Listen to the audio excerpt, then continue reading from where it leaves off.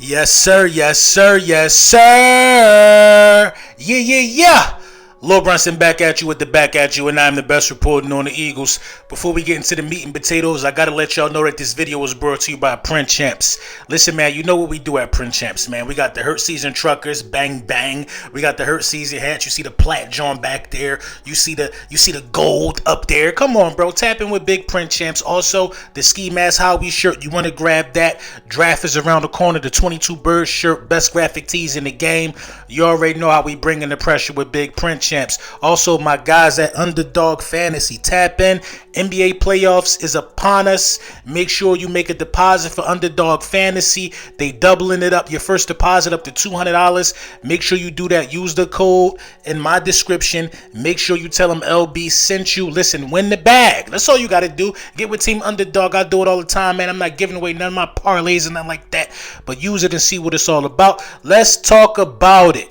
OBJ. You know what I mean? One of the major dominoes of the offseason definitely fell.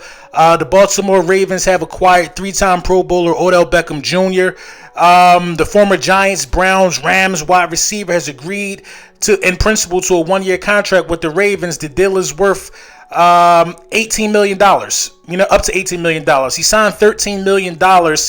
As a signing bonus. He'll receive a base salary of $1 million and $3 million up to incentives. So this is a great deal for Odell, man. This like a lot of people didn't want to pay Odell $6 or $8 million a year. Odell, struck gold with this one, man. And, Odell name hold weight, so I'm not surprised he was able to get a deal of this magnitude.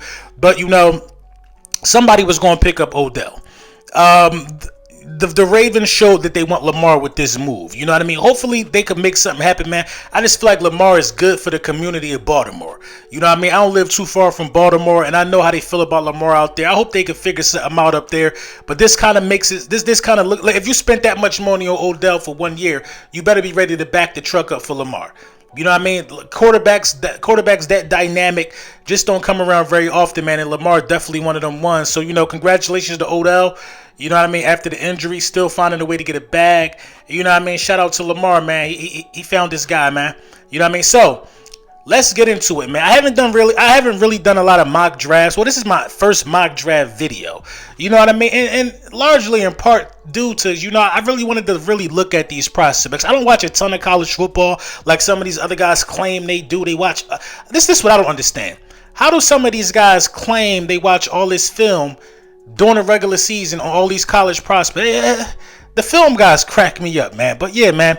So, we had an extended season. Well, maybe some of the Cowboys content creators, maybe they were able to watch some of the film. I mean, they didn't really go very deep in the playoffs. So, yeah, they had more time than us.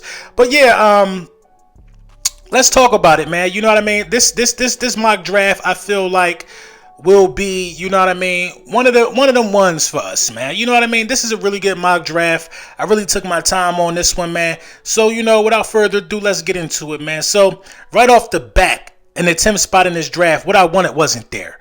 You know what I mean? I wanted Jalen Carter. He wasn't there. Bijan Robinson was there, of course. You know what I mean? He was outside the top 10, but you know what I mean? I just felt like that I could make more things happen. So, a lot of people wanted that 10th spot off me. So, I did my math. I did my due diligence. I looked at all the teams that was inquiring about a trade. So what I ended up doing was trading, my 10th pick and my 67th pick to the Green Bay Packers. I took their 15th pick and their 45th pick.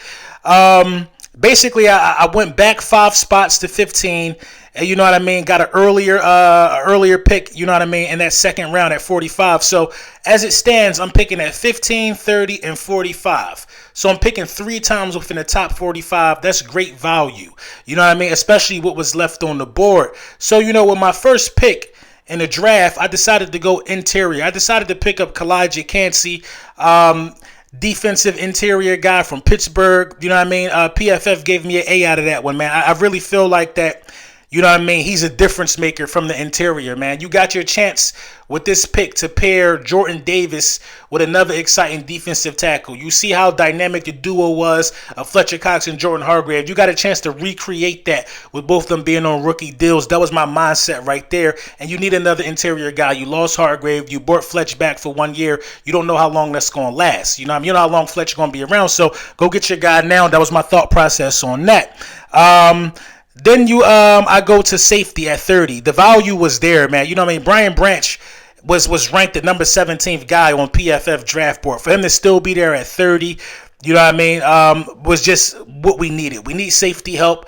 Brian Branch is one of those guys who's similar to what's his name? Gardner Johnson, very similar. He could play some slot as well. He's proficient, very, very sound, very technical guy out of Alabama. You know what I mean? And just an overall dog. You need a safety.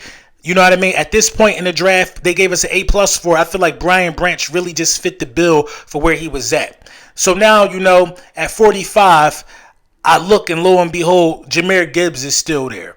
Now, a lot of people, this is the thing that I hate about mock drafts. A lot of people are going to say things like, well, Gibbs ain't going to be there at 45. You don't know that. Nobody knew Nakobe Dean was going to be there in the third round. Nobody knew that. You know what I'm saying? You don't know where these guys are going to be. Gibbs being there in the second round at 45 wouldn't shock me at all. You know what I mean? Wouldn't shock me at all. Bijan being there at 20 wouldn't shock me at all. You know what I mean? These are running backs, and this draft is really, really deep with running backs. I keep telling you, you can get a great running back in the fourth round of this draft. So Jahmyr Gibbs being there, man, I think Jahmyr Gibbs is the best running back. You know what I mean? Him and the kid from Syracuse, I always forget his name, Sean Tucker. I feel like those two running backs, from what I saw, their style of play fits us the most. You know what I mean? I'm not against Bijan. Me and 500 going to talk about this on Tuesday, I believe. I'm not against Bijan at all. The thing with Bijan is I think Bijan needs a lot of carries to get going, and we really not that type of offense. You know what I mean? Jahmyr Gibbs can help you in the passing game as well. He can really catch. He's a true dual threat. Kind of reminds me of Kamara. You know what I mean? They gave us a C+ for that one. At 94, man, Chandler Zavala. I don't know a lot about him. I just started looking a little bit about him probably a week and a half or so ago out of North Carolina State. Nobody really knew about him last year, but this year I think he only allowed like four pressures. You know what I mean? Or it was something crazy. You know what I mean? He just came on the scene and was stepping up. You know what I mean? Now, he's a guard, and that's just what the doctor ordered for us. We will be needing the guard. I'm not sure if he played right guard or left guard. I can't remember. But nonetheless, he's a guard, and that's something that we really, really need. They gave us an A for that. You know what I mean? We got him at pick 94. He was a 70th ranked guy coming out on PF, according to PFF. At pick 219, I just went linebacker, man. Mikael Jones, don't know a lot about him. I feel like it's a position of need. And with the last pick in the 7th round, they gave us an A+ for this one as well.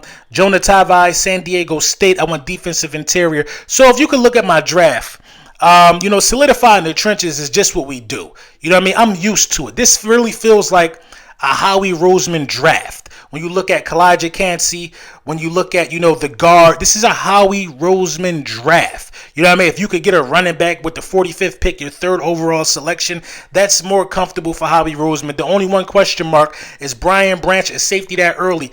Is that something that the Philadelphia Eagles and Howie Roseman like to do? That remains to be seen, but I don't think you're going to find much more drafts better than this. If you're going to look for a draft better than this, it's somebody that's trying to trade up to get a Jalen Carter or some things of that nature. Now, the Philadelphia Eagles aren't against that, but if you don't trade, if he's not there at 10, which he very well might not be, I think trading back is your best course of action. So let me know what you think in the comments with this one, man.